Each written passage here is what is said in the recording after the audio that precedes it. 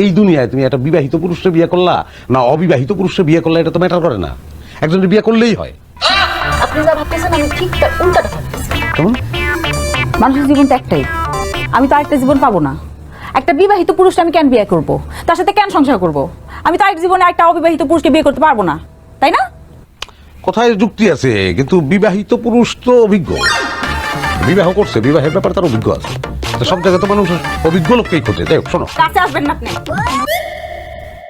কথা বলতে হলে তো কাছে আসতেই হবে।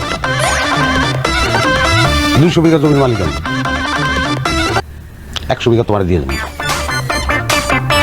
আচ্ছা যাও, 100 না, 125 বিঘা দিলাম। আর মনে করো তুমি যদি একটা হ্যান্ডসাম ফকির নিয়ে বিয়ে করতা, তাহলে কি হতো?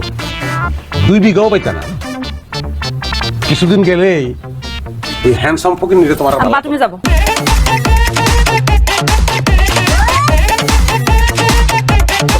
আপনি যাওয়া লাগবে না, কোন দিকে সেটা খালি বলে দেন। উঠানে বাইরে বাম কোনায়, তাড়াতাড়ি এসো।